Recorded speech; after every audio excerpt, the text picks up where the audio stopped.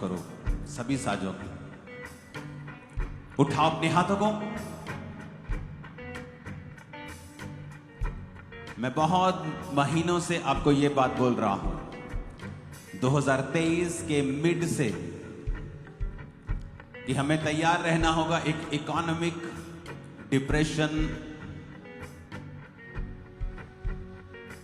एक तगड़े गिराव के लिए जो कि अब पूरा हो रहा है।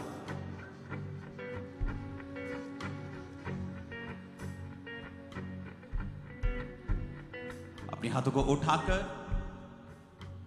अपने देश के लिए हम प्रार्थना करेंगे।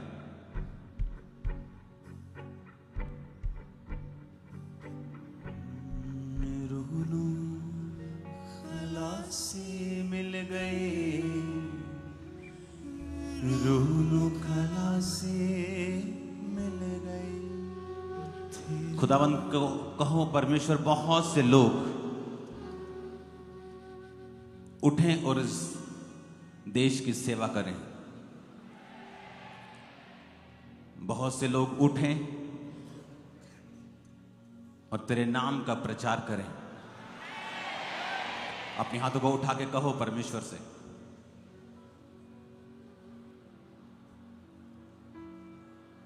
वो लोग जो तेरी बात को सुने, वो लोग जो पवित्र आत्मा के चलाए चलें, वो उठें, खड़े हों खुदावंद और तेरे नाम को ऊंचा करें। अपने हाथों को उठाओ, देश की इकोनॉमी को ब्लेस करो कि इस साल में जिस तरह हम आगे बढ़े और अंत की ओर चलें, हम बदलाव को देखें। अपने हाथों को उठाओ। खुदावंद का आत्मा हमारे देश के सब पॉलिटिशियंस को छुए, अंधकार की योजनाओं को कैंसिल करें। प्रभु यीशु मसीह के पवित्र और सामर्थी नाम में हम मांगते हैं। एक प्रार्थना अभी हमें और करनी है। मैंने आपको एक चीज बताई थी 2023 के मिड से, मैं आपको बताता आ रहा था। एक प्रार्थना हमें करनी है अभी फ्यूचर में, और इसको टाइम लगेगा। परमेश्वर ऐसे प्रचारकों को उठाने वाला है। सुनो मेरी बात, मैं ये क्यों कह रहा हूं? प्रचारक तो उठते रहेंगे, ये कोई प्रोफेसी नहीं है, लेकिन इसमें प्रोफेटिक वर्ड क्या है? आने वाले समय में परमेश्वर ऐसे लोगों को उठाएगा जो अपने ट्रेडिशनल वे में प्रचार करेंगे। अगर कोई महाराष्ट्र से है तो जो पास्टर उठेगा उसकी वेशभूषा मराठी होगी, उसकी भाषा मराठी होगी। अगर कोई यूपी से है तो वो उस तरह की वेशभूषा में प्रीच करेगा। अगर कोई पंजाब से है वो उस तरह के। सुनो मेरी बात, इसकी गूंज कम करना। मैं आपको ये क्यों बता रहा हूं? आने वाले समयों में जब परमेश्वर एक ऐसी जनरेशन्स को खड़ा करने वाला है जिनके द्वारा परमेश्वर बहुत भारी गिनती में लोगों को बचाएगा, नशों से छुड़ाएगा, बीमारों से आजाद करेगा। लेकिन परमेश्वर ने मुझे बताया कि जब वो लोग उठेंगे और जब वो लोग काम करना शुरू करेंगे, उनका बहुत विरोध होगा, और वो विरोध क्रिश्चियन लोगों की ओर से होगा। तो परमेश्वर ने कहा तुझे पहले से ही 10 साल पहले, क्योंकि 5 साल के बाद ये स्टार्ट हो जाएगा और 10 साल तक आते आते ये कंप्लीट होगा, तो आपको ये मालूम होगा, ये प्रोफेटिक वर्ड चलाया जाएगा क्रिश्चियन लोगों के सामने कि ये परमेश्वर ने पहले से बोल दिया था कि इन लोगों का विरोध मत करना, क्योंकि मैंने इन्हें खड़ा किया है। तो जब आने वाले 10 साल में आप उन लोगों को, एक नई जनरेशन को, एक नई तरह की चीजों को आप सुनेंगे जो पहले कभी नहीं सुना। जब ये चर्च शुरू हुई तो पहले कभी ऐसा नहीं देखा गया था कि टेंट लगते हों, हजारों लाखों के गिनती में लोग आ रहे हों, स्क्रीन्स पे लोग बैठे हैं। और ये पहले कभी नहीं हुआ था। जब मैंने दर्शन देखा था, पहाड़ों में प्रार्थना करने के लिए गया, तो परमेश्वर ने मुझे दिखाया था कि ऐसा होगा। तो इस चर्च का पहले क्रिटिसिज्म हुआ, बहुत लोगों ने विरोध किया, पास्टर्स ने, विश्वासियों ने, लेकिन बाद में उन्हीं लोगों ने जब देख लिया कि ये परमेश्वर की ओर से है, शैतान की तरफ से नहीं है, तो उन्होंने भी फॉलो किया सेम पैटर्न और वो भी कामयाब हुए। तो फ्यूचर में परमेश्वर आपको दिखाएगा, जब ये लोग खड़े होंगे तो परमेश्वर आपको पहले से बता रहा है कि इनका विरोध मत करना, क्योंकि ये आपके पतन का और आपके ऊपर कर्ज का कारण बन जाएगा। क्योंकि परमेश्वर एक ऐसी जनरेशन को उठा रहा है जिस तरह की प्रीचिंग इंडिया ने, इतिहास ने पहले कभी नहीं देखी है। अब आने वाले सालों में इंडिया देखेगा और आप लोग देखेंगे और मैं भी देखूंगा।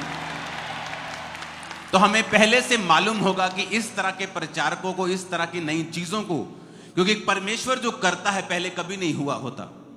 जब मूसा ने 2 भाग किया समुद्र को, तो पहले कभी नहीं हुआ था। जब पौलुस अपने रुमाल से अपने देह को छुआ के दुष्ट आत्मा पे लगाता था, वो दुष्ट आत्मा निकल जाती थी, तो बहुत से लोग उसका विरोध करते होंगे कि यीशु मसीह के नाम का इस्तेमाल क्यों नहीं करता, ये क्या नया रुमाल लगाया है। क्योंकि पहले ऐसा कभी नहीं हुआ था। जब ये सेवकाई शुरू हुई तो पहले ऐसा कभी नहीं हुआ था। गुरदासपुर की चर्च जब शुरू की थी तो एक बिल्डिंग ली थी जिसमें 3 फ्लोर थे। हमने सोचा था 1 फ्लोर भरेगा, अगले साल दूसरा भरेगा, होली होली तीसरा भरेगा। दूसरे दिन, दूसरे संडे वो 6 फ्लोर, यानी 3 फ्लोर और 3 उसके ओवरफ्लो भर चुके थे। ओवरफ्लो नीचे आ चुका था 2 संडे में। 4 एकड़ वहां जगह लेनी पड़ी। वहां कंस्ट्रक्शन भी चल रही है, धीरे धीरे चलती है। जिस तरह से फंड आता है, कभी रुक जाती है, कभी चल पड़ती है। लेकिन लोग इतने बड़े कि 2-4 दिन पहले मैंने 10 एकड़ वहां पे खरीदे हैं। अभी 14 एकड़ में चर्च लग रही है। अभी आप इमेजिन कर सकते हैं 14 एकड़ में लोग स्क्रीन के सामने बैठे हैं, जहां पास्टर्स को मुश्किल हो रहा है लोगों को कंट्रोल करना, चाहे वो सेम छत के नीचे बैठे हैं। और यहां पर आप ग्रेस देखो कि 14 एकड़ में हजारों लाखों लोग और हर ब्रांच में बैठे हैं और आराम से बैठकर सुन रहे हैं। आपको क्या लगता है किसकी ओर से है? क्योंकि परमेश्वर जब करता है कुछ, वो ऐसा करता है जो पहले कभी नहीं हुआ होता। अगर आप रियल कॉल्ड हैं परमेश्वर में, आपकी बुलाहट है, आपको परमेश्वर ने खुद कॉल किया है, आपकी लाइफ से कुछ ऐसी चीजें होंगी जिनको क्रिटिसिज्म मिलेगा, जिनकी खिलाफत भी होगी, लेकिन याद रखना एंड में हम ही जीतेंगे, आप ही जीतेंगे और परमेश्वर ही जीतेगा। Hallelujah, hallelujah. आपने थर्सडे की मीटिंग देखी कि नहीं देखी? जिन्होंने नहीं देखी वो दोबारा से देखें। जब मैंने वीडियो दिखाया था थर्सडे कि मैंने क्या बोला था 2023 में, 23 में, 24 में, 24 के बीच, 24 के एंड, 31 नाइट, अर्ली 2025 में, और वो सब फरवरी में पूरा हो रहा है। लाखों करोड़ों रुपए लोगों के डूबे, निवेशक भाग रहे हैं, इकोनॉमी डिप्रेस हो रही है, ऑप्रेस हो रही है, जो पहले आपको बता दिया गया था। और तब बताया था जब ये पीक पर चल रहा था। हर दूसरी इंस्टाग्राम रील स्टॉक्स के ऊपर आ रही थी, इसमें इन्वेस्ट करो। हर तीसरी फेसबुक पे, इंस्टाग्राम पे यही चल रहा था, जबरदस्त चल रहा है, जबरदस्त चल रहा है। मैंने कहा था नहीं, अभी ऑपरेशन आएगा, डिप्रेशन आएगा और या आप रोक नहीं पाएंगे। मैंने ये भी कहा था आपकी प्रेयर्स इन्हें रोक नहीं पाएंगी, पर अगर आप प्रेयर करेंगे आप बचे रहेंगे खुद। अब मैं आपको आने वाले समय में बता रहा हूं कि जब ये नई जनरेशन उठे, जब ये नई तरह की खेप तैयार हो, जिसे परमेश्वर ने अपने माइटी हैंड से तैयार किया है, जिनको वो चुन चुका है।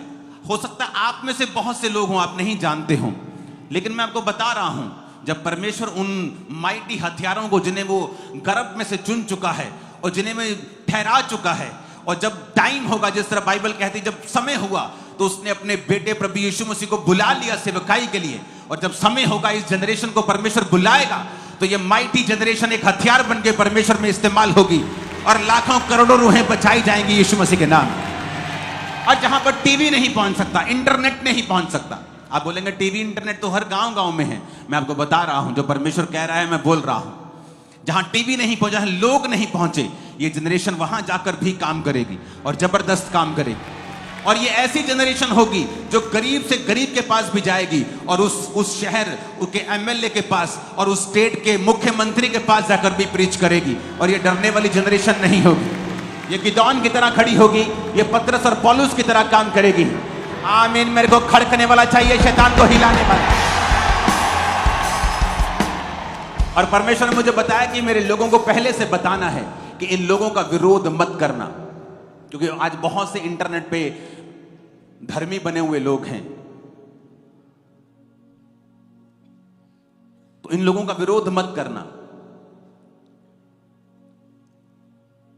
और मैं आपको बताता हूं, विरोध किसी को गिरा नहीं सकता, उसका अपना चरित्र, अपना बुरा चरित्र लोगों को गिराता है। विरोध कभी किसी को गिरा नहीं सकता। जितना विरोध इस चर्च ने देखा, किसी ने नहीं देखा यहां, लेकिन ये खड़ी है और स्ट्रांग होकर,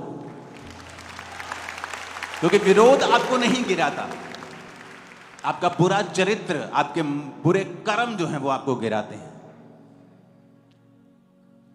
तो आने वाले समयों में तैयार हो जाइए और प्रार्थनाएं कीजिए। क्रिटिसिज्म वाला दिमाग हटा लीजिए कि हमने पहले ऐसा कभी नहीं देखा, बाइबल में तो ऐसा नहीं लिखा। बाइबल में कहां प्रभु यीशु मसीह ने रुमाल भेजा था लोगों को चंगा करने के लिए? लेकिन बाइबल कहती पौलुस के देह से रुमाल छुआ कर जब दुष्ट आत्माओं पर लगाए जाते थे, दुष्ट आत्माएं निकल जाती थी, रोगी चंगे हो जाते थे। कहां मूसा से पहले बाइबल में समुद्र दो भाग हुआ था? कभी नहीं। सिमसौन ने गधे की जबड़े की हड्डी से 1000 फिलिस्तीनी पुरुषों को मार डाला था, पहले कहां हुआ था? कभी नहीं, कहीं नहीं हुआ था। यरदन को एलिया ने दो भाग कर दिया, पहले कहां हुआ था? नहीं हुआ था। क्योंकि जब परमेश्वर अपने लोगों को बुलाता है तो उन्हें ऐसे वरदान और गिफ्ट्स और ऐसे टैलेंट्स और स्किल्स देता है जो पहले कभी नहीं देखे जाते। और मैं आपको बता रहा हूं, आप जो प्रार्थनाएं कर रहे हैं, आप जो बो रहे हैं, आप जो प्रेयर्स कर रहे हैं, आप जो फास्टिंग कर रहे हैं, आप जो इस दर्शन में सम्मिलित हैं, कुछ सामने से फाइट कर रहे हैं, कुछ पीछे से फाइट कर रहे हैं, आप सबके लिए परमेश्वर ने एक बड़ा प्रतिफल ठहरा है, बहुत बड़ा प्रतिफल ठहराया है आप लोगों के लिए। मैं आपको बता रहा हूं, आपकी फैमिली ब्लेस होगी, आपका हस्बैंड, आपकी वाइफ, आपके बच्चे, आपका बिजनेस, जो कुछ भी आपके साथ जुड़ा हुआ है वो सब कुछ आशीषित है यीशु मसीह के नाम में। आपने जो परमेश्वर के लिए फाइट किया है, मैं आपको बता रहा हूं, आपका प्रतिफल बड़ा है और आप उसे देखेंगे इसी पृथ्वी के ऊपर। आप देखेंगे बदलते हुए समय को, आने वाले समय में जो आज बहुत ऊपर है और शैतान के जगह के ऊपर, उसे गिरता हुआ भी आप देखेंगे आने वाले समय में। चर्च की प्रार्थनाओं के द्वारा सब कुछ हो सकता है। अलर्ट रहें, अपने पास्टर्स के लिए प्रार्थना करें, अपनी सेवकाई के लिए प्रार्थना करें, अपने लिए प्रार्थना करें। जितनी पहले कभी नहीं की उतनी प्रार्थना करें, जितना वचन पहले कभी नहीं पढ़ा उतना पढ़ें, क्योंकि आने वाले समय में अगर शैतान बड़ी चीजें, बड़े डंडे लेके खड़ा है, तो परमेश्वर बड़ी आशीषें लेके भी आपके सामने खड़ा है। अपने हाथों को उठा प्रार्थना करते हैं, मेरे पिता, जो आने वाली मजदूरों की खेप तूने तैयार करके रखी है, पिता हम मांगते हैं उन्हें सुरक्षित रख। जब तूने बुलाए अपनी माइट से, अपनी ताकत से, वो तेरे कामों में इस्तेमाल हो, बिना किसी शक, बिना किसी डर के। हर डर का, शक का, रुकावट का आत्मा उनकी जिंदगियों को छोड़ के जाता रहे और वो एक माइटी वेपन की तरह इस्तेमाल हो। प्रभु यीशु मसीह के सामर्थी नाम में हम मांगते हैं, आमीन। ऊंचा ये आशीष हमारी है चर्च। मैंने कहा आमीन, ऊंचा ये आशीष हमारी है चर्च।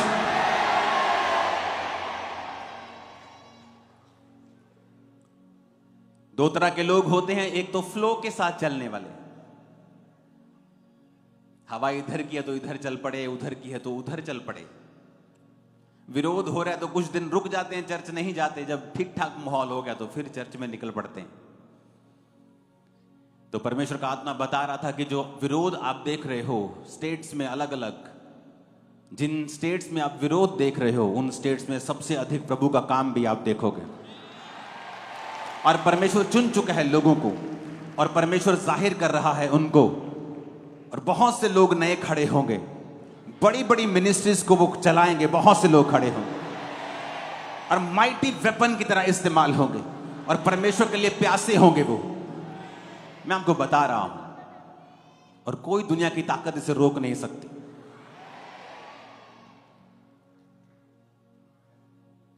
यीशु मसीह का काम रोकने में सबसे बड़ा जो रोल है वो धर्म का है, क्रिश्चियन धर्म। सदूकी और फरीसी, तुम ऐसा नहीं कर सकते, तुम ऐसा नहीं कर सकते। बाइबल में ये कहां लिखा है? इसलिए मैं कहता हूं यीशु मसीह धर्म बनाने नहीं आए, धर्म बदलने नहीं आए। धर्म तो रुकावट पैदा करता रहा है जीसस क्राइस्ट के रास्ते में। उसको पकड़वाने वाले भी वही थे जो धर्म के अगुए थे, सदूकी और फरीसी और महायाजक और याजक।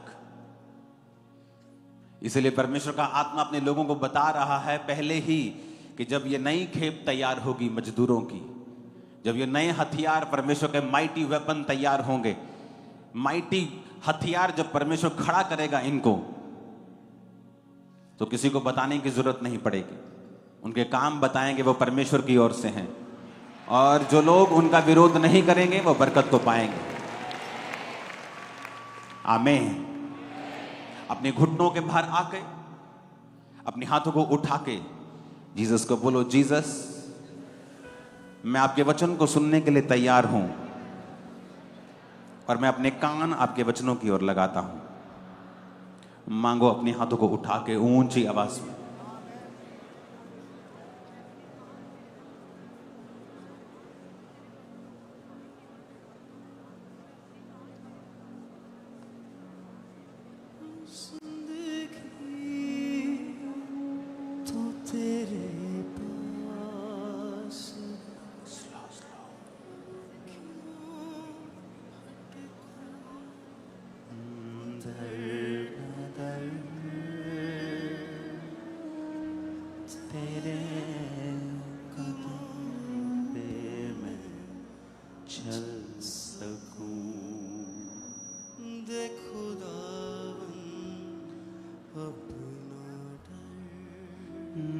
खुदावंद अपना डर,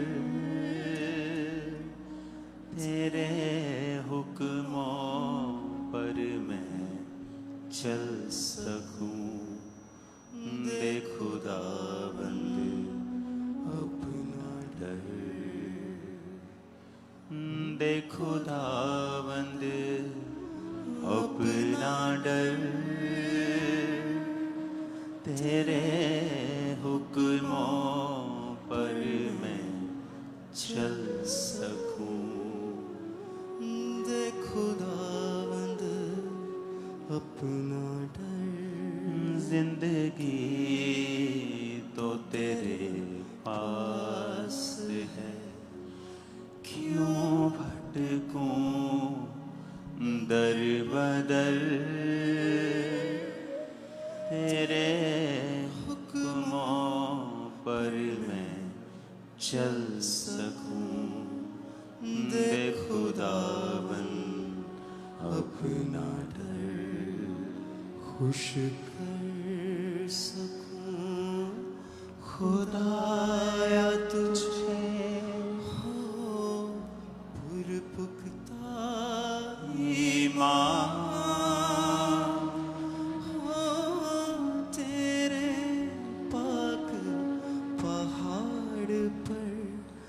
हर पल मेरी नजर, हर पल मेरी नजर हो तेरे पाक पहाड़ पर, हर पल मेरी नजर।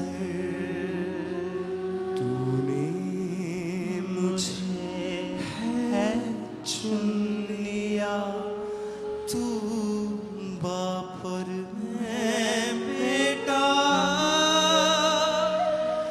दुनिया ये घर है आरज़ी और आसमान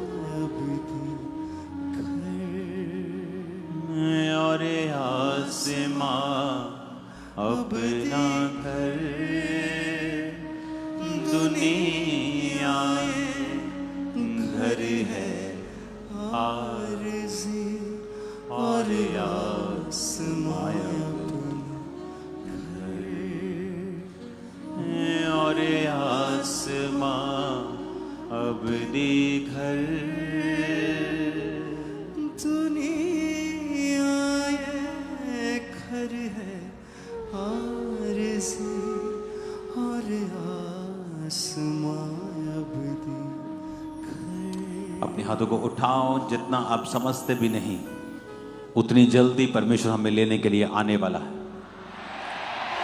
जितना हम सोच भी नहीं सकते वो उतनी जल्दी है। और उसने कहा, देख, जिस तरह तुम्हें मालूम नहीं कि चोर किस रात आएगा, उसी तरह मैं चोर के समान आऊंगा। लोगों को मालूम ना होगा मैं किस दिन किस रात आता हूं।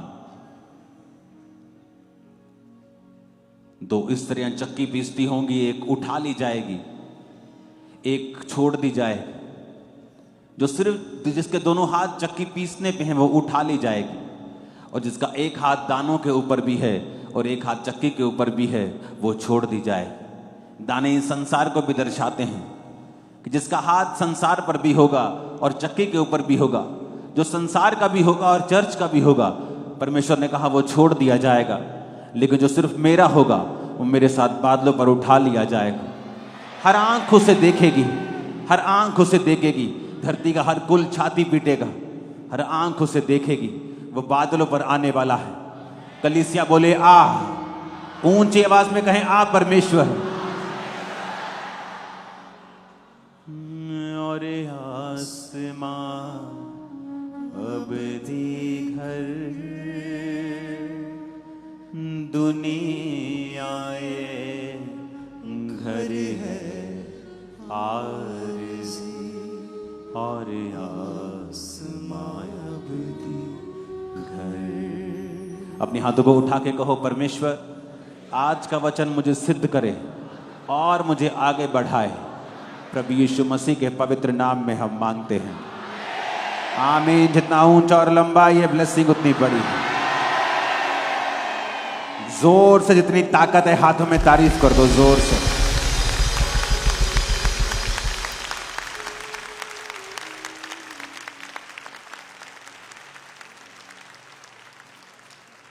हालेलुया।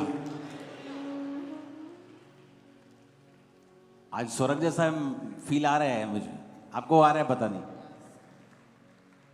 आमीन। परमेश्वर की उपस्थिति में आनंद है, बाइबल में लिखा।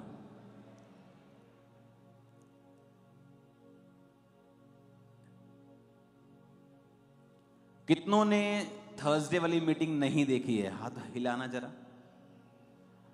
ओ गॉड, आपकी गिनती बहुत ज्यादा है, जबकि आपको हर मीटिंग फॉलो करनी चाहिए। थर्सडे वाली वीडियो को दोबारा देखेंगे अभी हम, ताकि ये सब लोग देख सकें। परमेश्वर अपने सच्चे दासों पर अपनी आने वाली बातों को प्रकट करता है, ताकि वह जो करने जा रहा है उसे सुनकर लोग सचेत हो सके और उसकी इच्छा के अनुसार चल सके। सालों से परमेश्वर के अभिषिक्त दास अपोस्टल अंकुर यूसुफ बोला जी बताते आ रहे हैं कि इकोनॉमी पे डिप्रेशन आएगा। तो आइए सुनते हैं इन भविष्यवाणी के शब्दों को।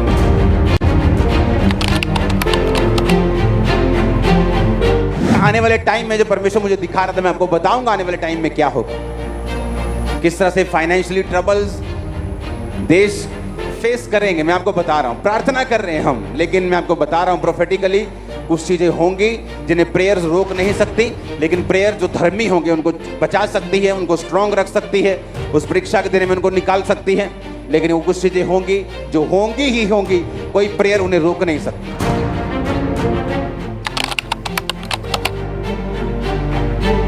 आने वाले समय में एकदम से इकोनॉमिक प्रेशर देशों के ऊपर पड़ेगा, एकदम से, लाइक सडनली, जस्ट सडनली 3-4 महीने में ही पूरी देश की परिस्थितियां चेंज हो जाएंगी। ऐसा होगा।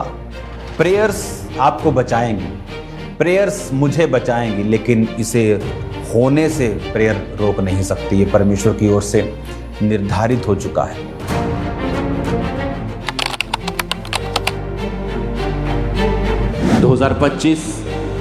हमें प्रार्थना करनी होगी क्योंकि इकोनॉमी के ऊपर डिप्रेशन आएगा।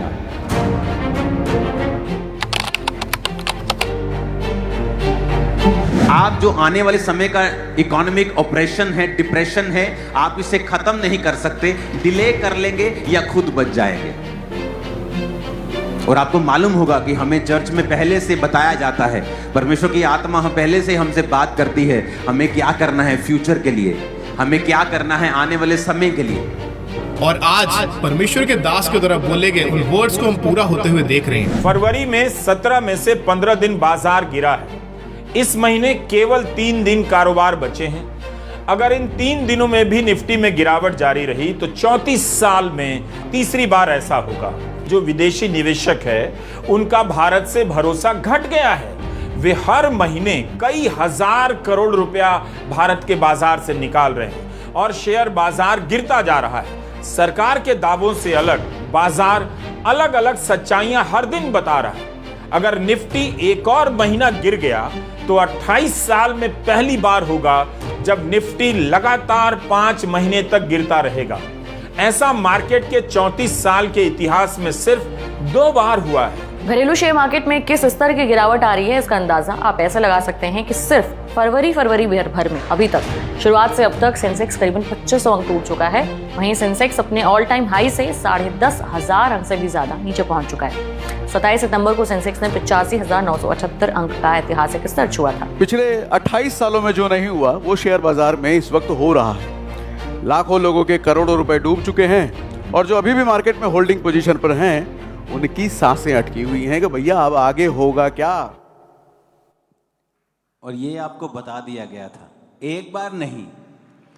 और मैंने आपको एक खास बात कही थी, मैंने कहा था आपकी प्रार्थनाएं इन्हें बदल सकती हैं। क्या बोला था मैंने? कि नहीं बदल पाएंगी। जो ये हो रहा है, आपकी प्रेयर्स इन इवेंट्स को बदल नहीं पाएंगे। मेरे सामने की आवाज को कम करो, इसकी आवाज बढ़ाओ। कितने इन बातों को समझ रहे हैं? मैंने कहा था कि आपके प्रेयर्स आपको बचा लेंगी, लोगों को, धर्मियों को बचा लेंगे, लेकिन इन इवेंट्स को जो होने वाले हैं 28 साल में पहली बार,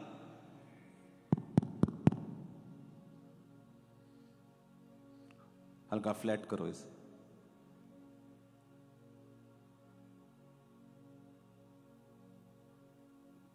क्योंकि आजकल जब लोग डेटा देखकर प्रोफेसी करते हैं, जब प्रोफेसी हट जाती है वो बोलते हैं हाँ किसी ने प्रार्थना कर दी होगी तो प्रोफेसी चेंज हो गई। लेकिन जब मैं आपको बोल रहा था कि इसका कोई तोड़ नहीं होगा, प्रेयर्स भी इसे चेंज नहीं कर पाएंगी, आपको बचा लेंगी, लेकिन इस प्रोफेसी को पूरा होते ये होगी, ये अनचेंजेबल है। जब जीसस क्राइस्ट का जन्म हुआ, तो गूंज कम कर, कौन है अंदर? थोड़ा सियाना बंदा भेजो अंदर थोड़ा। जब जीसस क्राइस्ट का जन्म हुआ, बाइबल कहती है कि कितने 100 बच्चे मार दिए गए थे 1 और 2 साल के। याद है कि नहीं? बाइबल पढ़ी है। ऐसा क्या हो गया कि जीसस क्राइस्ट के जन्म के ऊपर इतने बच्चों की मौत हो गई? बाइबल कहती है, पुराने नियम में भविष्यवाणी थी कि रामा में एक करुणा नाद सुनाई देगा, राहेल अपने बच्चों के लिए रो रही है क्योंकि वो नहीं रहे। तो अगर वो भविष्यवाणी हुई तो आपको क्या लगता है कि ये परमेश्वर की मर्जी थी? भविष्यवाणी करने का मतलब ये नहीं है कि ये परमेश्वर की मर्जी है।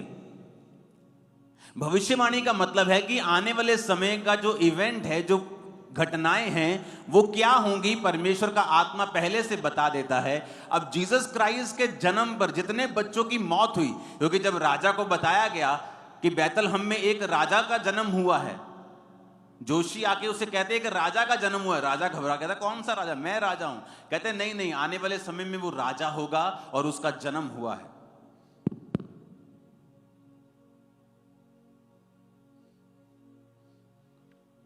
हालेलुया। गूंज कम करो इसकी। अपने पड़ोसी को बोलो ध्यान से सुन। फिर से बोलो ऊंची आवाज में।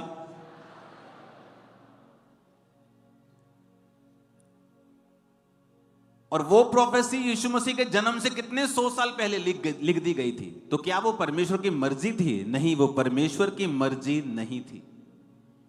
वो परमेश्वर आने वाली घटना को बता रहा था कि जब जीसस क्राइस्ट का जन्म होगा उस समय बहुत से यंग बच्चों को राजा मरवा देगा, क्योंकि जब उनको बताया गया कि राजा का जन्म हुआ है तो राजा ने पता करवा के कि किस इलाके में हुआ है, सारे 1 और 2 साल के छोटे बच्चे मरवा दिए थे। और वहां पर सब रोने लगी और भविष्यवाणी पूरी हुई कि राहेल अपने बच्चों के लिए रो रही हैं क्योंकि वो नहीं रहे। इसका मतलब यह नहीं था कि वो परमेश्वर की भविष्यवाणी थी तो परमेश्वर ने किया, नहीं, परमेश्वर ने नहीं किया, लेकिन परमेश्वर जानता था कि ऐसा होगा। जब एक उजाला आपकी लाइफ में आना होता है या एक बहुत बड़ी गवाही बननी होती है या परमेश्वर का कोई खास प्लान है आपकी लाइफ में, आपको पता है शैतान आपकी लाइफ में बड़ा गेम करने की कोशिश करता है, आपको यह बड़ी परीक्षा से निकलना पड़ता है।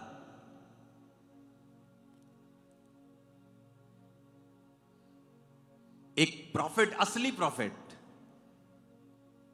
नाम के आगे प्रॉफिट लगाने से कोई प्रॉफिट नहीं बन, मैं आपको बता रहा हूं।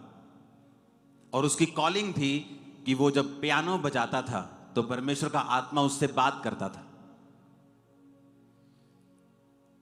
और अगर आप इंटरनेट के ऊपर देखें, जब ट्रंप राजनीति में भी नहीं था उसने प्रोफेसी की थी कि यह 2 बार प्रेसिडेंट बनेगा। यूट्यूब चेक कर लो, आप बैक डेट पे कोई वीडियो नहीं डाल सकते हो। और जब वो व्यक्ति परमेश्वर की बुलाहट में आने वाला था और परमेश्वर उसे एज ए प्रॉफिट चुनने वाला था, अपने बच्चों के साथ खेलते खेलते एक गाड़ी वो चला रहा था और उसके दोनों हाथों की उंगलियां एक एक्सीडेंट में और दोनों हाथों की कलाइयां टूट गई थी। और वो इतना निराश हो गया क्योंकि उसे 40 साल लग गए अपनी बुलाहट समझते समझते। और जब वो 40 साल का होकर अपने काम को भी शुरू करने वाला था, एक नया इंसिडेंट उसकी लाइफ में होता है और उसकी उंगलियां टूट जाती हैं, रिस्ट टूट जाती है और दोनों हाथों के ऑपरेशंस होते हैं। एक ऑपरेशन होता है, फिर अगले दिन दूसरा ऑपरेशन होता है, उसके हाथों में प्लेट्स डाली जाती हैं, उंगलियों में पिन्स लगा लगा कर उसके हाथ को सीधा किया जाता है। और डॉक्टर उसको पता क्या बोलता है कि मेरे भाई, अब पूरी लाइफ में आप पियानो कभी उस तरह नहीं बजा पाओगे, आप बस ठीक हो जाओ, यही बहुत बड़ी बात है।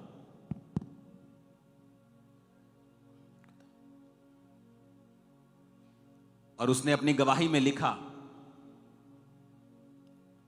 कि मैं इतना टूट गया अपनी लाइफ में। इसको कम करो आवाज को, अब कौन है अंदर?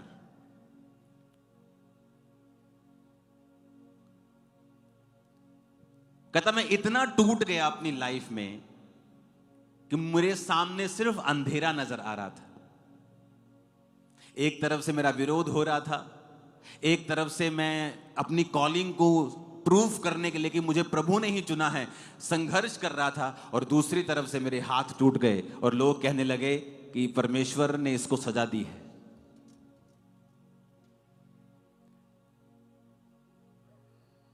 उसने प्रार्थना करनी शुरू की, उसने परमेश्वर में समय बिताया, आंसू बहाए, और 3 महीने के बाद, 4 महीने के बाद हाथ थोड़े थोड़े खुले।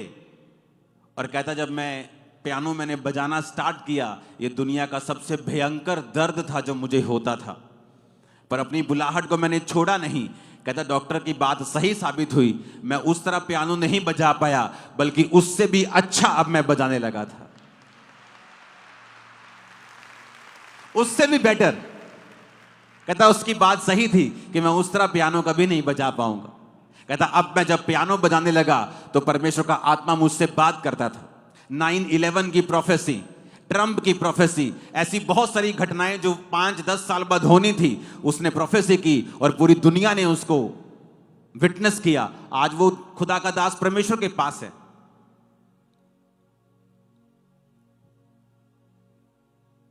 उसके बच्चे बहुत बड़े बड़े हैं। लेकिन मैं आपको बताना चाहता हूं कि ऐसा क्यों हुआ कि जीसस का जन्म होता है और एक जगह पर पूरा करलाहना और रोना और मौत का तांडव मच जाता है, क्योंकि शैतान देखता है जहां रोशनी आने वाली होती है।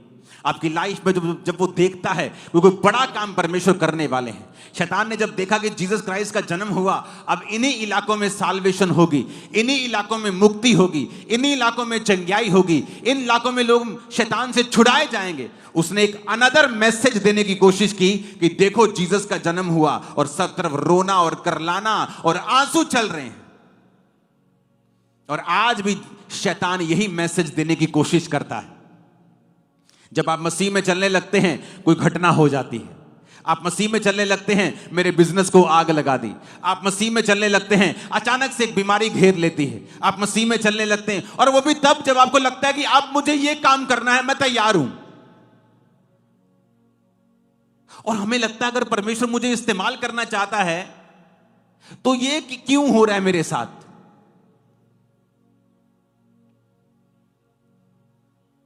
जब परमेश्वर ने 2007 में सेवकाई के लिए मुझे बुलाया तो मेरा सबसे बड़े तगड़े विरोधी पास्टर्स थे, मेरे अपने लोग। और मैं पूरी तरह से स्ट्रेस में अपनी लाइफ को बिताता था, क्योंकि हर रोज वो मुझ पे नया इल्जाम, नई चीजें लगाते थे। और जब ये सेवकाई शुरू हुई और मैं आगे अभी बढ़ना ही था, अभी सोच ही रहा था कि मीटिंग को स्टार्ट करें, मेरे को एक फीवर होता है, सबको हो सकता है, दवाई खाई ठीक हो जाएगा, 1 दिन 2 दिन, चलो 3 दिन, चलो 1 हफ्ता, चलो 15 दिन। भाई साहब वो 1 महीना 102, 103, 101 रोज बिना नागा मेरे टेस्ट पे टेस्ट चल रहे हैं। मैं प्रभु से कह रहा हूं मैं वीक होता जा रहा हूं, हाथ नहीं उठाए जा रहे, कंघी नहीं कर हो रही, वीक के बाद वीक होता जा रहा हूं, बिल्कुल वीक हो गया हूं। प्रभु मैं, तू मुझे वाकई इस्तेमाल करना चाहता है? मैं तो अभी मैंने भी तो शुरू भी नहीं किया, चर्च तो अभी जस्ट मैं लोगों से बात कर रहा हूं, अभी जस्ट मैंने थर्सडे मीटिंग भी स्टार्ट नहीं किया और मेरी ये हालत है। और शक होने लगता है क्या वाकई प्रभु ने सेवा के लिए बुलाया भी है या मैं ही ऐसे फोर्स कर रहा हूं। अखबार में तब अखबार बहुत आती, तब इतना इंटरनेट का 2008 में इतना इंटरनेट नहीं था, ब्रॉडबैंड पे आप देख लो, कुछ वचन सुन लो, लेकिन इस तरह से जैसे आज खबरें हम सिर्फ सुनते ही इंटरनेट के ऊपर या अपने फोन के ऊपर हैं। अखबार में एक बीमारी का नाम पढ़ा, ब्रूसेलोसिस नाम की एक बीमारी जानवरों से आती है, इसमें बुखार रहता है 102-3 और ये इलाज है। मेरे रोज ऐसा लगता है कि मैं आज मर जाऊंगा। मैं अपने टेस्ट करवा, बॉम्बे तक अपने टेस्ट करवा, इतनी ट्रबल, इतनी मुश्किल, इतनी उधर से विरोध, इधर से बीमारियां, इधर से दुष्ट आत्मा कोई अटैक, इधर से कुछ, इधर से फैमिली मेरे साथ नहीं। ऐसा लगता था कि जैसे मैं करूं तो करूं क्या। और ये शैतान करना चाहता है हर एक विश्वासी की लाइफ में, और विश्वासी को ये समझ नहीं आता कि मेरी लाइफ में ये ट्रबल कैसे हो सकता है। अभी तो मैं कुछ करने वाला था, सडनली अगर प्रभु मेरे को बुलाता है या मेरे में जीवन में कुछ चाहता है या मेरे द्वारा कुछ करना चाहता है तो ये तो हो ही नहीं सकता ना। मैंने कहा अगर मुझे प्रभु चाहता कि मैं खामरा में सेवकाई स्टार्ट करूं तो सेवकाई शुरू करने से पहले मुझे ऐसी बीमारी कैसे हो सकती है, जबकि मैं खुद लोगों के घरों में जाकर प्रचार करता हूं, लोगों को टेस्टिमनी देता हूं। तो ऐसा रोग, चलो रोग हो गया, दवाई खा ली ठीक हो गया, प्रेयर कर ली ठीक हो गया, लेकिन ऐसा रोग दवाई खाई जो, और मुझे दवाई छोड़नी पड़ी क्योंकि वो दवाई सिर्फ बुखार की होती थी। जब दवाई छोड़ दो बुखार वैसे का वैसा था, बीमारी डायग्नोज हो नहीं रही थी वो क्या चीज है। टेस्ट के बाद टेस्ट होते जा रहे थे और बॉडी बिल्कुल रिस्पॉन्ड नहीं कर रही थी, वीक होती जा रही थी। अब इमेजिन कर सकते हैं जब सेवकाई को शुरू किया तब मैं अत्यंत बीमारी की हालत में था, और मुझे यह भी मालूम है कि क्या यह चलेगी भी, लेकिन बाइबल कहती है विश्वास के बिना उसे प्रसन्न करना अनहोना है। आपने सुना था, मैंने सुना था भविष्यवाणियों के द्वारा कि खुदावन मुझे इस्तेमाल करेगा। मैंने सारे सरकमस्टेंसेस जो मेरे आसपास है डिनाई कर दिया, बुखार डिनाई कर दिया, सब तकलीफें, सब मुश्किलें डिनाई कर दी और छोटी सी सेवकाई शुरू की 3 लोगों के साथ। प्रचारक कौन है? अंकुर नरोला। दरी बिछाने वाला कौन है? अंकुर नरूला। वॉलंटियर कौन है? अंकुर नरूला। चाय कौन बना रहा है? अंकुर नरूला। चाय बांट कौन रहा है? अंकुर नरूला। बिस्किट कौन बांट रहा है? अंकुर नरूला। मीटिंग खत्म, दरी उठा के पैक कौन कर रहा है? अंकुर नरूला। सफाई कौन कर रहा है? सब कुछ मैं ही था चर्च में, और मेरे सामने 3 लोग बैठते थे आगे, और मैं उन्हें इसी शिद्दत से बताता था परमेश्वर के बारे में। और जैसे जैसे बाय फेथ मैंने खुदा को यह नहीं कहा पहले तो बीमारी खत्म कर, मैं तो माइक नहीं उठा सकता, मैं कैसे लोगों को प्रचार करूंगा। मैंने पहले माइक उठाया, प्रीच किया, बाय फेथ करता रहा। बीमारी गायब होती गई, जैसे जैसे मैं आगे बढ़ता गया, खत्म होती गई, रिकवर हो गया। और महीने लगे, साल लगे, मैं आपको बता रहा हूं। ऐसा नहीं कि 2, 3, 4 महीने में फ्री हो गया, नहीं। मीटिंग के बाद मैं बिल्कुल बीमार रहता था, लेकिन परमेश्वर ने मुझे ब्लेस किया। मैंने बाय फेथ देखा हर जगह जीसस क्राइस्ट जा रहे हैं, सो रहे हैं नाव के ऊपर, तूफान आता है, चेले घबरा जाते हैं। और कितनी बार ऐसा हुआ। और एक बार वो जा रहे हैं और सामने पागल व्यक्ति को चंगा होना था अगले दिन, और रात को तूफान आता है। चेले नहीं समझ पाते तूफान क्यों आया, लेकिन शैतान को पता था कि अगली सुबह जो होने वाली है वो मेरे छुटकारे की होने वाली, मुझे इसके बीच से निकाल दिया जाएगा। तो एक रात पहले वो तूफान पैदा करने की कोशिश कर रहे हैं। आज विश्वासी क्यों बैकस्लाइड हो जाते हैं या क्यों प्रभु से हट जाते हैं? जब मुसीबतें आती, उनको जब तरह तरह की तकलीफ आती, उन्हें लगता है कि तकलीफ आ रही, उन्हें ये नहीं पता अगली सुबह एक बड़ा छुटकारा तुम्हारा इंतजार कर रहा था। तुम हट गए, तुमने बेवकूफी की है, तुम मूर्ख ठहरे हो परमेश्वर की निगाह में। क्या तुम्हें नहीं पता विश्वास के बिना उसे खुश करना पॉसिबल नहीं है? तुम्हें विश्वास करना होगा और परमेश्वर के पीछे चलना होगा। बाय फेथ हमें परमेश्वर में उन प्रतिज्ञाओं को हासिल करना है जो परमेश्वर ने हमें दी हैं। अगर आप विश्वास में नहीं चलेंगे, शैतान उसका फायदा उठाएगा। आप इमेजिन करो, इधर जीसस का जन्म होता है, उधर मौत की लाशें भिस जाती हैं बच्चों की। क्या इंप्रेशन पैदा करने की कोशिश की शैतान ने कि जीसस का जन्म हुआ और कई माओं की कोख उजड़ गई। एक बैड इंप्रेशन पैदा करने की कोशिश की। शैतान बैड इंप्रेशन पैदा करने की कोशिश करता है। तू चर्च में गया, देख तेरे साथ क्या हो गया, तेरी मां ने तुझे छोड़ दिया, तेरे भाई ने तुझे छोड़ दिया।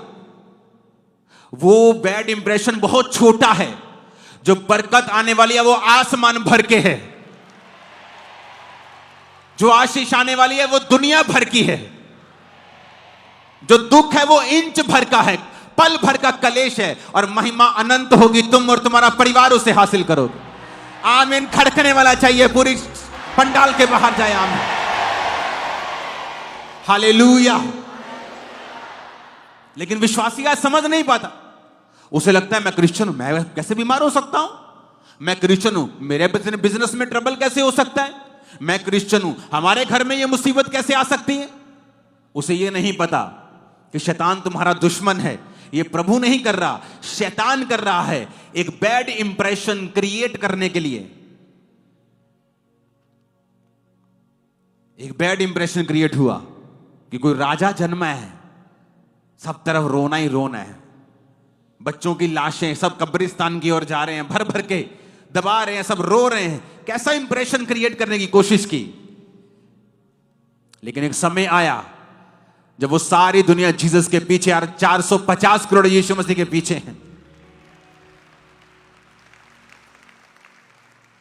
वो आपकी लाइफ में सब कुछ चेंज कर देगा, सब कुछ बदल देगा, सब बदल जाएगा, सब बदल जाएगा। आपकी लाइफ बेहतर के लिए बदलेगा यीशु मसीह के नाम में। आप जब अपनी लाइफ को देखेंगे 10, 15, 20 साल बाद, कहीं ऊपर, कहीं ब्लेस, कहीं अधिक अपने आप को आशीषित देखेंगे यीशु मसीह के नाम। दुनिया की हर बेस्ट पोजीशन आप लोगों के लिए है, और दुनिया का हर बेस्ट देश आपके लिए बना है। दुनिया की हर ब्लेसिंग आपके लिए बेस्ट बनी है यीशु मसीह के नाम में। आमीन। मेरे को आम वाला नहीं चाहिए, अगर तुम्हारी आशीष है तो आमीन खड़कने वाला चाहिए। Hallelujah, hallelujah. मत डरो शैतान से, मत डरो। शैतान एक गलत इंप्रेशन क्रिएट करने की कोशिश करता है। वो फाइटर है, वो फाइट करता है।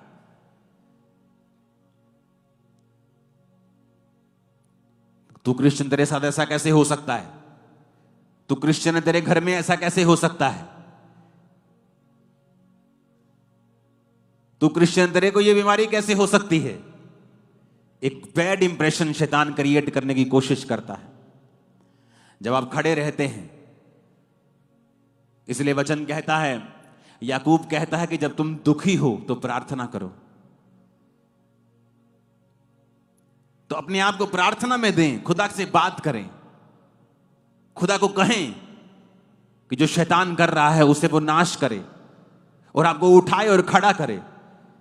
जब तक अपने आप को आप प्रार्थना में नहीं देंगे और ऐसे ऊपर आंखें करके ताकते रहेंगे, वो आपकी ओर ताकता रहेगा कि कब तू मुंह खोलेगा, और आप उसकी ओर ताकते रहेंगे कि कब तू कृपा करेगा, और परमेश्वर आपकी ओर देखता रहेगा कब तू मुंह खोलेगा और मुझसे मांगेगा और अपना आप तू मुझे देगा। हालेलुया। सूर्य के सामने भी जब बादल आते हैं तो धरती पर छांव हो जाती है। तो इसका मतलब यह नहीं कि सूर्य छुप गया, बादल उसके सामने है। और धर्मी की ज्योति, बाइबल कहती है, उस धर्मी उस ज्योति के समान है जो दोपहर तक परफेक्ट होता जाता है। आपकी ज्योति बढ़ने के लिए, आप बढ़ते ही जाएंगे। कुछ देर के लिए बादल आपके सामने आ सकता है, लेकिन वो कुछ देर के लिए आपको छुपाने के लिए है, लेकिन आपकी ज्योति बढ़ती जाएगी जब तक वो परफेक्ट नहीं हो जाती। नीति वचन 4:18 में लिखा, धर्मियों की चाल उस चमकती हुई ज्योति के समान है जिसका प्रकाश दोपहर तक अधिक और अधिक बढ़ता ही जाता है। अगर आप धर्मी हैं, चाहे कोई परीक्षा आए, शैतान बैड इंप्रेशन क्रिएट करने की कोशिश करे, शैतान परीक्षाएं देने की कोशिश करे, दुखी करने की कोशिश करे, लेकिन याद रखना आपकी ज्योति बढ़ती ही जाएगी अगर आपने परमेश्वर को नहीं छोड़ा तो। आपने प्रार्थना नहीं छोड़ी, आपने बोना नहीं छोड़ा, आपने वचन नहीं छोड़ा, फास्टिंग नहीं छोड़ी, भवन नहीं छोड़ा, आप संगति नहीं छोड़ी। Hallelujah, hallelujah. कुछ लोग सोचते हैं घर बैठकर संगति अटेंड कर लेंगे, ऑनलाइन आप लोगों के लिए नहीं है। जो चर्च में आ सकते हैं उन लोगों के लिए ऑनलाइन नहीं। ऑनलाइन हमारे फौजियों के लिए जो कहीं ग्लेशियर पे बैठे हैं, कहीं आ नहीं सकते हैं, उन लोगों के लिए ऑनलाइन है। जो कहीं दूर पहाड़ी पर बैठे हैं, आसपास कुछ नहीं है, उन लोगों के लिए ऑनलाइन है। आलसियों के लिए ऑनलाइन चर्च नहीं है। तुम्हारे पास किराया नहीं है तो कमाओ, पूरा हफ्ता खुदा ने तुम्हें हाथ दिए, आंखें मुंह दिया, कमाओ और कमाकर चर्च आओ। गरीबी बहाना नहीं है, ये श्राप है, इसे तोड़ो। आपके पास अगर बहाना है आज गरीबी का, कल आप अमीर हो जाओगे और तब भी चर्च नहीं आ पाओगे, क्योंकि आपको कुछ और काम पड़ जाएगा। आपको तोड़ना पड़ेगा ये श्रापों को, तोड़ना पड़ेगा बंधनों को, और अपनी लाइफ में कुछ प्रायोरिटीज रखनी पड़ेंगी कि ये मेरा पहला काम है चर्च जाना, ये मेरा पहला काम है प्रार्थना करना, ये मेरे काम कुछ ऐसे हैं जिनके मामले में मैं कोई कॉम्प्रोमाइज, कोई किसी से समझौता नहीं कर सकता हूं। हमारी लाइफ में परमेश्वर पहले स्थान पे नहीं है, इसलिए शैतान आता है और गेम्स खेलने की कोशिश करता है। ऊंची आवाज में हालेलुया बोलो जरा।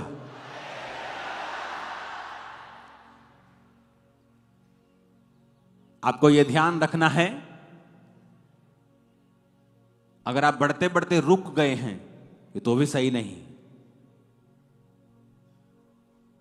क्योंकि आपको हमेशा धर्मी की चाल उस चमकती हुई ज्योति के समान है जिसका प्रकाश दोपहर तक, जब तक सूर्य शिखर तक नहीं पहुंचता, वो सुबह से लेके तड़के से लेके उस दोपहर तक बढ़ता ही जाता है। लेकिन धर्मी जब तक अपनी पूरी कॉलिंग परफेक्शन में नहीं आता, उसकी ज्योति बढ़ती ही जाएगी। ये हमारी कॉल है बढ़ना, हमारी कॉल है चमकना।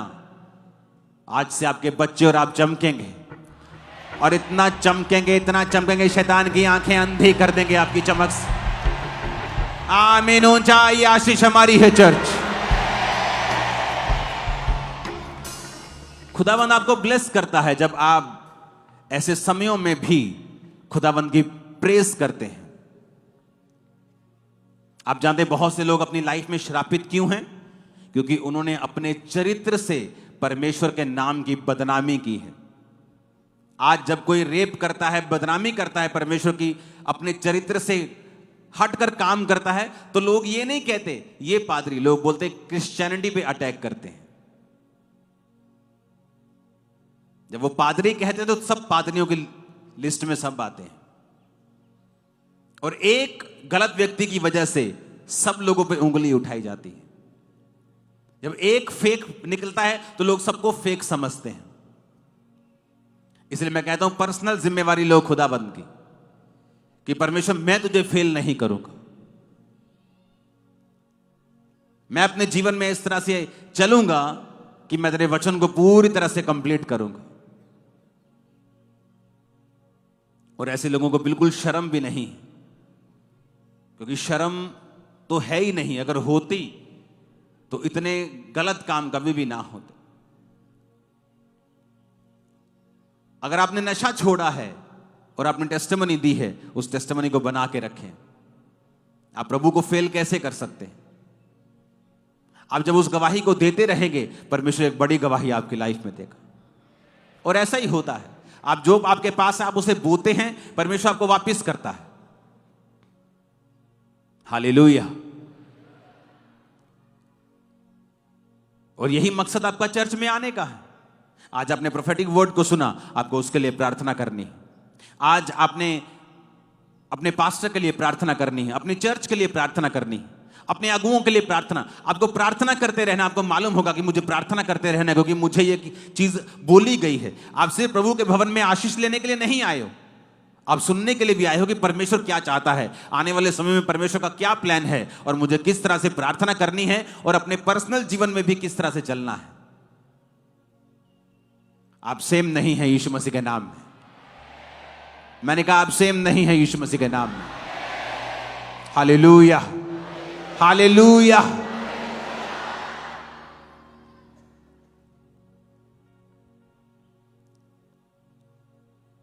आने वाले दिनों में चीजें स्ट्रांग होंगी, और आपको गुड न्यूज दूंगा मैं, और अधिक चर्च के मसलों में ही।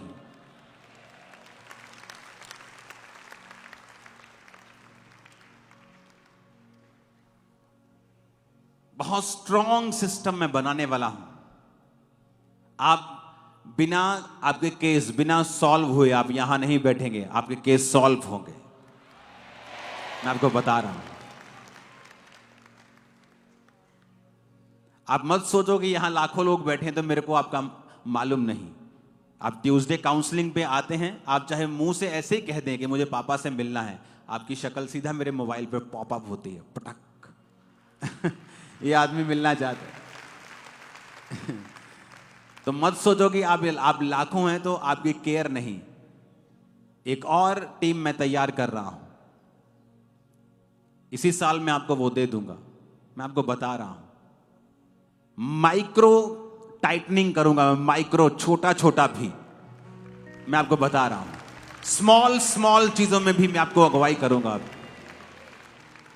ऐसा कुछ नहीं होगा कि आप शायद भीड़ में हैं, ऐसा कुछ नहीं है। बस आपको सिस्टम के नीचे आना होगा। अगर आप सिस्टम के बाहर हैं, आपका मेंबरशिप कार्ड नहीं है, आप सिस्टम के बाहर हैं, फिर तो अलग चीज है। फिर तो आप अपनी रूल्स के रेगुलेशंस के अंडर नहीं, तो हम भी फिर आपके लिए कुछ नहीं कर पाएंगे। लेकिन अगर आप सिस्टम के नीचे हैं, आप इंस्ट्रक्शंस को फॉलो कर रहे हैं, आप सेम नहीं हैं। हालेलुया। आप तैयार हो जीसस में चलने के लिए, बिना किसी शिकायत के चलने के लिए? जब आपको यह मालूम हो गया कि क्यों जीसस पैदा होते ही इतने बच्चे मर जाते हैं और रोना पीटना शुरू हो जाता है, क्योंकि शैतान गलत इंप्रेशन क्रिएट करने की कोशिश कर रहा है। अब आपको मालूम होगा कि अगर कुछ बैड घटता है तो ये शैतान कुछ ऐसा इंप्रेशन क्रिएट करने की कोशिश कर रहा है कि हम जीसस को एक नेगेटिव आंखों से देखें और उसका काम फिर पूरा हो जाए। हालेलुया। अगर आप रियल क्रिश्चियन हैं, अपने आप को प्रार्थना में दे दीजिए। सवाल हैं आपके मन में बहुत से, जीसस के पास जाइए, घुटनों पे आइए, जाइए रूम में और उससे बात कीजिए। वो आपके सवालों से नाराज होने वाला नहीं है। गिदौन ने सवाल किया, कहते हे शूरवीर सूरमा, यहोवा तेरे संग है। कहता ले, अगर यहोवा मेरे संग है, हमारे संग है, तो हमारी ऐसी हालत होती। सवाल जवाब करना गलत नहीं है। मूसा परमेश्वर के पास जाके बोलता है कि प्रभु तूने मुझे उनके पास भेजा, अब राजा ने कहा है पराली भी तुम लाओगे, पुआल भी तुम लाओगे, ईंटें भी ज्यादा बनाओगे, तूने उनका कुछ छुटकारा नहीं किया, क्यों ऐसा किया? वो भी सवाल करता है। ये अलग प्रकार के सवाल हैं। ये उस तरह के सवाल हैं कि मैं तेरे घर का मेंबर हूं, मैं तेरा ही बेटा हूं, मर जाऊंगा लेकिन यहां से हटने वाला नहीं हूं। फिर आप जब सवाल करते हैं, आपके मन में बैकस्लाइड जाने का कोई कारण, कोई प्लान नहीं है, तो फिर आप सवाल करते हैं, और आपको करना चाहिए सवाल। लेकिन वो शिकायत भरे लहजे में कम, लेकिन एक मीडिएटर, एक मध्यस्था की प्रार्थना के विचोले की तरह वो ज्यादा होते हैं। कितने मेरी बातों को समझ रहे हैं? गिदौन कहता है प्रभु अगर तुम हमारे संग है तो हमारी ऐसी हालत होती क्या? जाइए अपने सवालों को परमेश्वर के सामने रखें, प्रभु ऐसा क्यों है, ऐसा क्यों है, ऐसा क्यों है, और फिर प्रार्थना करें, प्रार्थना करें, पवित्र आत्मा को कहें कि वो आपको समझाए, वो बाइबल पढ़ें, आपको परमेश्वर का आत्मा सिखाएगा। हो सकता है मेरे मुंह से कुछ ऐसी बात निकले आपको समझ आ जाए, बाइबल में से कुछ ऐसा पढ़े समझ आ जाए, पवित्र आत्मा आपको डायरेक्ट समझा दे। बाजार में चलते चलते पवित्र आत्मा आपसे बात करे, किसी बच्चे के बीच से पवित्र आत्मा आपसे बात करे, टीवी देखते हुए पवित्र आत्मा आपको बात कर सकता है। मैं आपको बता रहा हूं, आप न्यूज सुन रहे हैं लेकिन पवित्र आत्मा आपसे बात कर रहा है आपके विषय में, जो आपने सवाल प्रभु से अंदर पूछा था, परमेश्वर आपके कानों में बात करना शुरू कर देंगे। करके देखें परमेश्वर के साथ। अपने सवालों को दिल में मत रखें और उनको अविश्वास पैदा करने का मौका ना दें, बल्कि उन्हें परमेश्वर के सामने लेके जाएं, प्रभु के सामने उन्हें लेके जाएं और प्रार्थना करें। अपने आप को प्रेयर्स में, फास्टिंग में दे दें पूरी तरह से।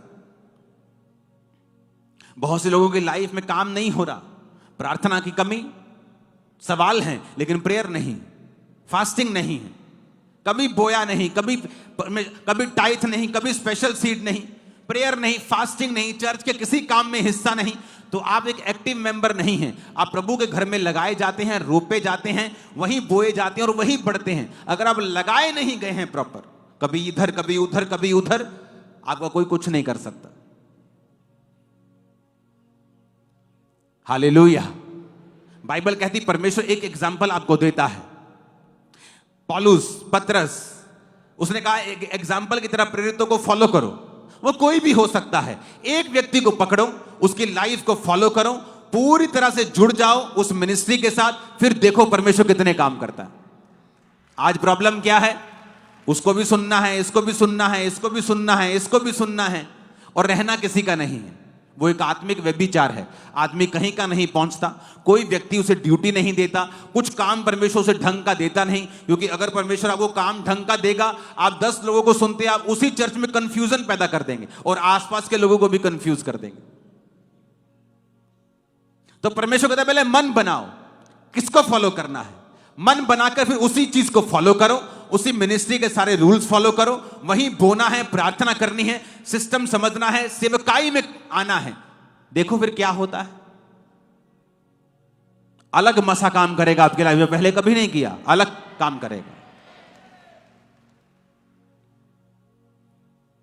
एक अलग ग्रेस देखिए मैंने उन लोगों के ऊपर जो अपने पास्टर से अत्यधिक प्यार करते हैं, प्रभु से भी करते हैं, सबसे पहले प्रभु से करते हैं, लेकिन अपने पास्टर से भी करते हैं। हालेलुया। ऊंची आवाज में बोलो जरा हालेलुया।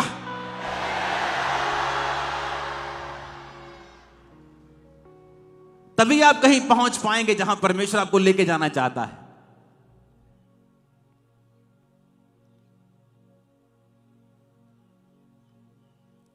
आमीन। बहुत बड़े बड़े काम करने हैं, अभी शुरुआत हुई है, अभी तो बहुत बड़े बड़े। मुझे ऐसा लग रहा है कि मैं अभी एक मिशन को स्टार्ट करूंगा। ये मेरे चंद से लोग बैठे हैं जिनसे मैं बात कर रहा हूं कि अभी हमें कुछ करना है, आप मेरी टीम का हिस्सा हो और एक बड़ा काम हमें करना। Hallelujah, hallelujah. तैयार हो? घबराओगे तो नहीं? जब शैतान कुछ करने की कोशिश करेगा घबराओगे तो नहीं? सवाल तो नहीं करोगे फालतू के? सवाल तुम करोगे लेकिन फालतू के नहीं। जाओ प्रभु जब मेरी कमेटी ना निकली ना मैं तेन मरना ही छड़ देना। ऐसे विश्वासी भी देखे हैं मैंने। हालेलुया।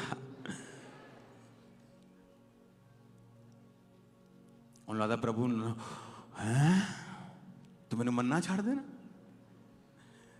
उसको कोई फर्क नहीं। उसको श्रापित करोगे खुद श्रापित होगे, उसको ब्लेस करोगे खुद ब्लेस होगे। और ऐसे ही उसके लोग हैं। हालेलुया। ना तो लोगों की प्रेज से ज्यादा फूलो, ना ही उनके विरोध से डरो। ये च्युइंग गम की तरह है, चबाओ और थूक दो, अंदर निकलने का नहीं। हालेलुया। चाहे वो प्रशंसा हो चाहे वो विरोध हो। कल मैं सारी रात परमेश्वर के साथ था और इंटेंस प्रेयर्स में था। आज मीटिंग हो गई लेकिन आगे क्या? आगे फिर वही प्रेयर्स। पिछले संडे के मस्से से अगला संडे मत चलाओ, पिछली रेवलेशन से अगला थर्सडे मत चलाओ। इसलिए लोग आपकी चर्च में बोर हो जाते हैं। लोग बोलते वो दोबारा नहीं आए क्योंकि आपको देने के लिए आपके पास कुछ नहीं। हालेलुया। तैयार हो? आज आप प्रेयर रिसीव करोगे, पूरी तरह से डिलीवर होकर यहां से जाओगे। आप, आपके फैमिलीज, आपके बच्चों की स्टडीज, जितने बंधन हैं, आप फ्री होके यहां से वापस जा रहे हो। आमीन। ऊंचा चाहिए चर्च। अपने हाथों को उठाओ, थैंक यू जीसस बोलते हुए। हिलाओ अपने हाथों को।